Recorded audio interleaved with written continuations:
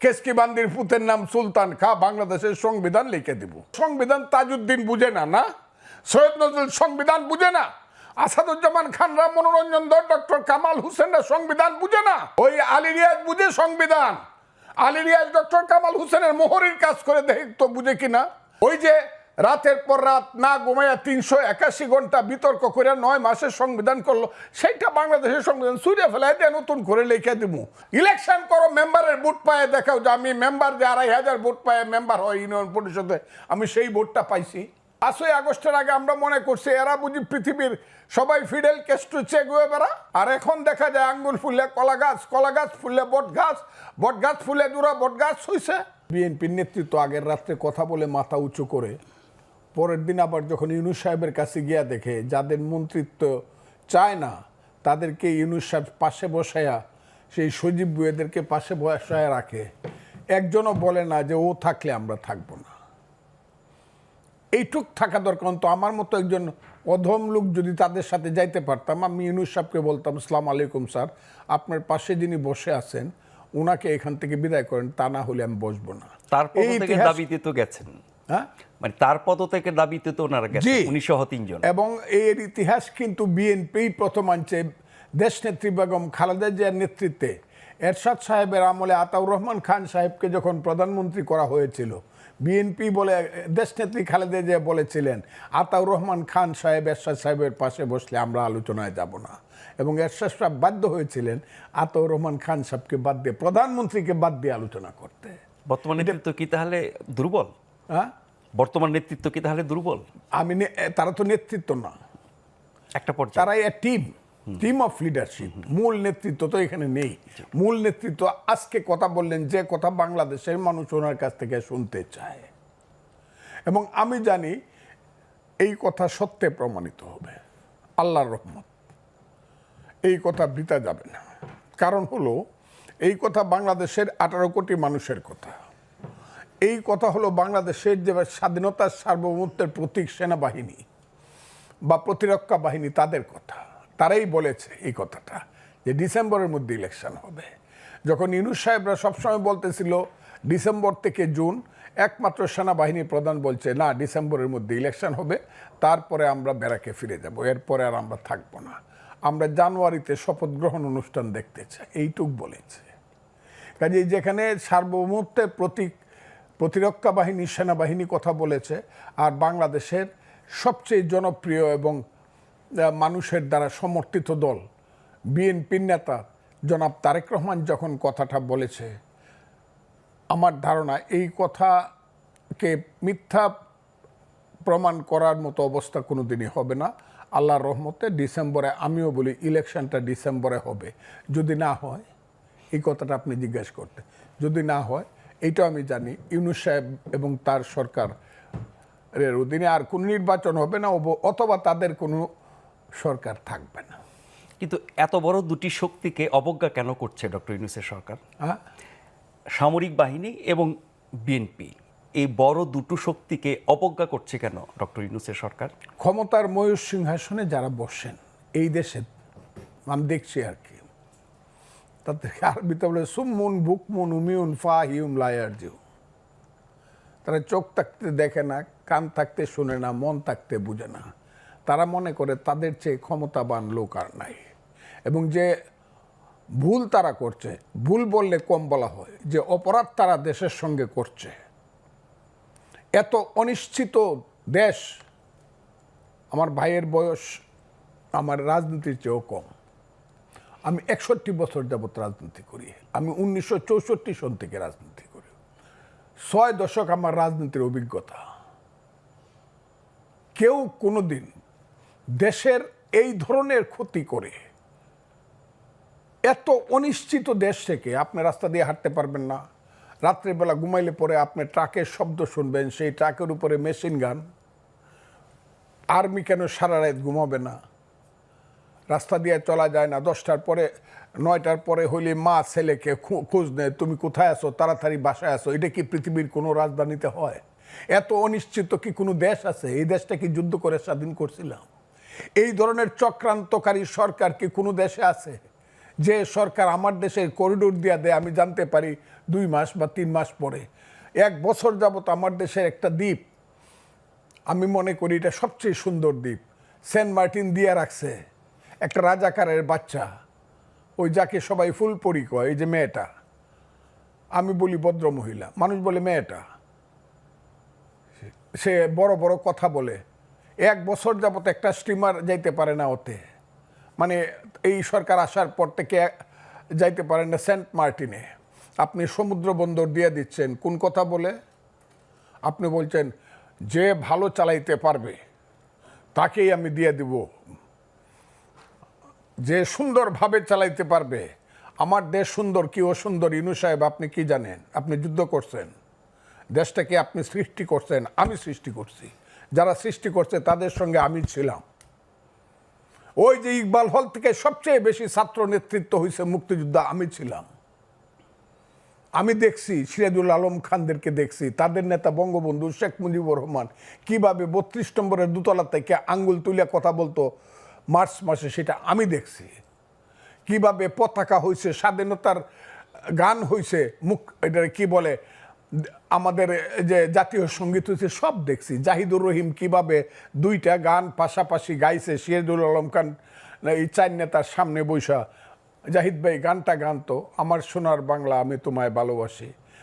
জাহিদ ভাই ওই গানটা গানতো, ধনধান্যে পুষ্পে ভরা আমাদেরই বসুন্ধরা।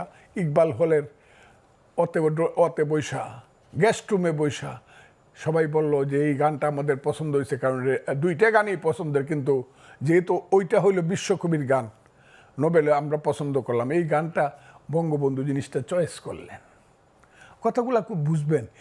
সেই দেশ যুদ্ধ করে স্বাধীন করছি আমার মা, মুক্তিযুদ্ধ আমার মা, মায়ের পেট থেকে আমার দেশ বেরিয়েছে। সেই মাকে আপনি বলেন আমি শাড়ি দিতে পারি না, হইতে পারে পুরান শাড়ি পরে আমার মা,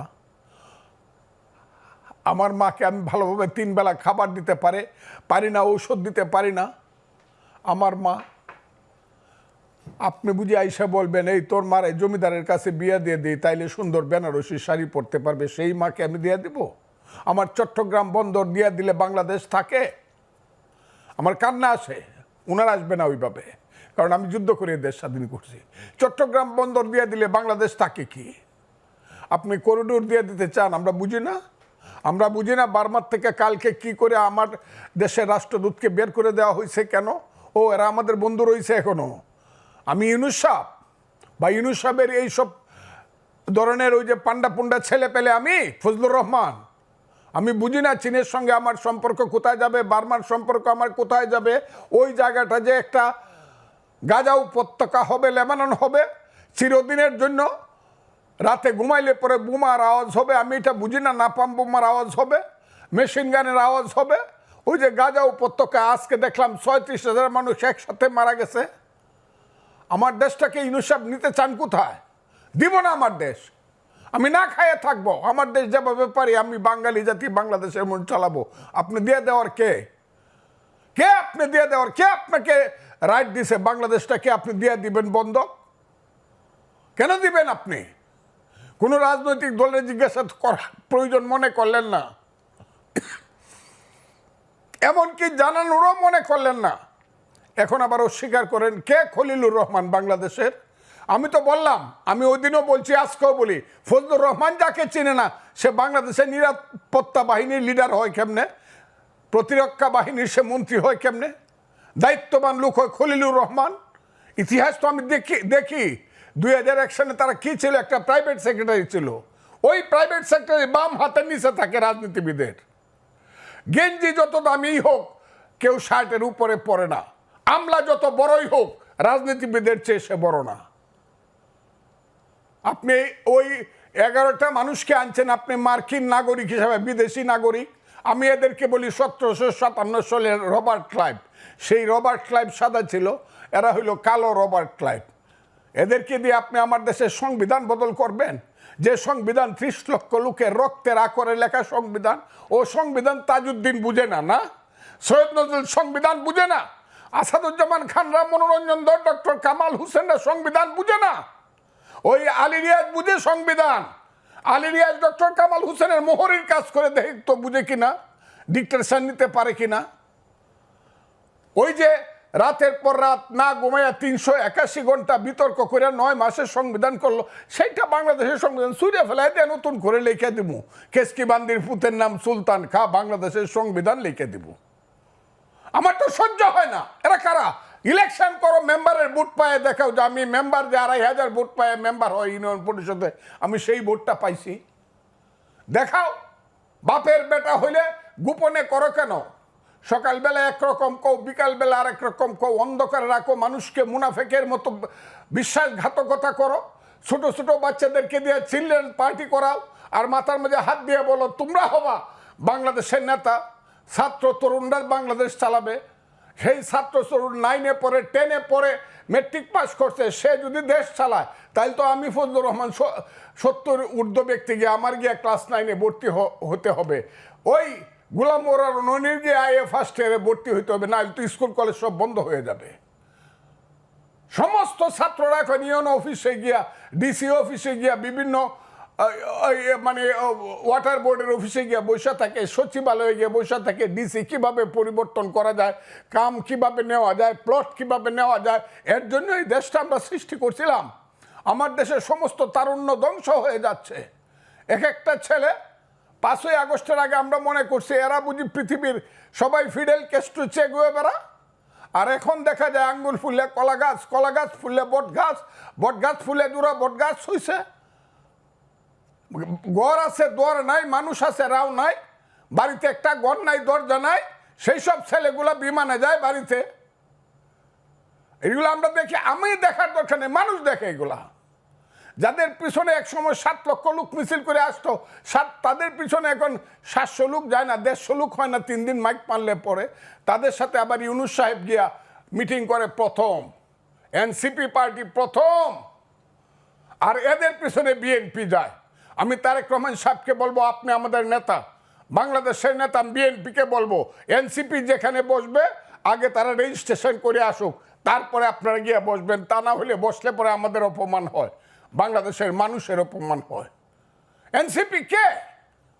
কোথায় আছে এনসিপি? বাংলাদেশে ঢাকা শহরে কিছু ছেলে পেলে বাদ দিলে এই দেশটাকে একটা চক্রান্তের মধ্যে ফেলে দিয়ে গণতন্ত্রকে হত্যা করা হচ্ছে। এই দেশটাকে একটা চক্রান্তের মধ্যে ফেলে দিয়ে এই দেশের সমস্ত মানুষের মানবাধিকারকে হত্যা করা হচ্ছে। আর এই দেশটাকে আস্তে আস্তে ধীরে ধীরে কইলে পরেই তো আমারে বকবো। যে বকা বক্তাছে আমার উপরে ফতোয়া হয়েছে আমি মরলে নাকি আমার নামে জানাজা পড়া যাবে না, আমি নাকি কাফের। আমি কথা বললেই হবে। দেশটাকে আমরা এদের জন্য করছিলাম? এই দেশটাকে আমরা স্বাধীন করছিলাম কেন? কি স্লোগান ছিল? এই যে মুক্তিযুদ্ধ হইল, 47কে ভুল প্রমাণিত করে মুক্তিযুদ্ধ হয়েছে। 47 ভুল প্রমাণিত হয়েছে এই দেশে 52 সনে। যেদিন বলা হয়েছে আমার মায়ের ভাষা, মুখের ভাষা, যেদিন বলা হয়েছে 62 সন, 64 সনে শিক্ষা আন্দোলনে আমি বাঙালি, আমার শিক্ষা ব্যবস্থা ভিন্ন রকম হবে, বাংলা হবে উর্দুর সমান সমান একটা ভাষা, সেই দিনই তো পাকিস্তানের 47 ফলস প্রমাণিত হয়েছে। যেদিন 6 দফা দিয়ে দিছে শেখ মুজিবুর রহমান, 7ই জুনে যেদিন স্লোগান হয়েছে তুমি কে আমি কে বাঙালি বাঙালি, যেদিন 69 সনে 11 দফা আন্দোলনের স্লোগান দিয়ে আসাদরা মারা গেছে, মতিউররা মারা গেছে, তোমার আমার ঠিকানা পদ্মা মেঘনা যমুনা, 70 সনে বঙ্গবন্ধু শেখ মুজিবুর রহমানের নেতৃত্বে 7ই ডিসেম্বর যখন মেজরিটি হইয়া পাকিস্তানের ক্ষমতা পাওয়ার কথা ছিল, দেয় নাই, যখন স্লোগান দিছে বীর বাঙালি অস্ত্র ধরো বাংলাদেশ স্বাধীন করো, সেই তো যুদ্ধ করছিলাম। আমি তো স্লোগান দিছিলাম পিন্ডি না ঢাকা, ঢাকা ঢাকা। আমি তো স্লোগান দিছিলাম পাঞ্জাব না বাংলা, বাংলা বাংলা। সেই যে বাংলা, কোন বাংলা? সেই বাংলা হলো গণতন্ত্রের বাংলা। গণতন্ত্রের জন্য দেশে যুদ্ধ হয়েছিল। ইউনূস সাহেব বুঝেন, আপনি অনেক বড় মাপের মানুষ, আপনি আমার চেয়ে 10 বছরের বড়, আপনাকে আমি এমনি ব্যক্তিগতভাবে সেলিউট করি, কিন্তু আপনি কি বুঝেন গণতন্ত্র কাহাকে বলে, ইহা কত প্রকার কি কি? আমরা যখন যুদ্ধ করি বাংকারে থাইকে থাইকে পাঞ্জাবির বুকে যখন ট্রিগার টিপি, পাশের ছেলেটা যখন গুলি খায়া 5 হাত উপরে উঠে বলে মামা, মাকে তুমি দেখো, সেই মা পাগল হয়ে মারা গেছে। ইউনূস সাহেব বুঝেন মুক্তিযুদ্ধ কাহাকে বলে? সেই মুক্তিযুদ্ধ করে লাখ লাখ লোক শহীদ হয়েছে। আমি যে ক্যাম্পে ছিলাম, মইলাম ক্যাম্প, বালাট ক্যাম্প, মেঘালয়ে, সেই মইলাম ক্যাম্পে 50,000 শিশু এবং নারী মারা গেছে। অনেকে চ্যালেঞ্জ করে 3 লাখ লোক প্রায়, আরে 3 লাখ না 7 লাখ লোক তো মারা গেছে শুধু শুধু শরণার্থী ক্যাম্পে। একটা যুদ্ধে খুলনাতে 18,000 লোক একদিনে মারা গেছে, এটা 8ই ডিসেম্বর। কাজে আমি আপনাদেরকে, দেশটাকে রক্তের সাগরে দেশ হয়েছে, এইটাকে নিয়ে এত খেলাধুলা করা উচিত না। এখনো মুক্তিযোদ্ধারা জীবিত আছে, এটাকে এই মুক্তিযুদ্ধের বিরুদ্ধে যারা স্লোগান দেয় তারা মহাপাপী, তারা আলবদর রাজাকার এবং তাদের সন্তান। এখন দেশটাকে সেই দিকে নেওয়ার চেষ্টা করছে। এক বড় মৌলানা দেখলাম বক্তৃতা করছে, পৃথিবীর শ্রেষ্ঠ দেশ নাকি আফগানিস্তান। আমি মৌলানার নামটা বলতে চাই না, বলতে পারি। আমার কাছে মনে হয়েছে আরে বাংলাদেশ এটা নাকি আফগানিস্তান বানাইতে চায় উনি, যে আফগানিস্তানকে লিগেল জাতিসংঘের 212টা দেশের একটা দেশ স্বীকৃতি দেয় না, যেখানে 1/3 মানুষ রাতের বেলায় না খায় থাকে। সেই আফগানিস্তান বানানোর জন্য, সেই সাম্প্রদায়িক এবং মৌলবাদী দেশ বানানোর জন্য আমার দেশে প্রত্যেক শুক্রবারে মসজিদ থেকে মিছিল বের হয়।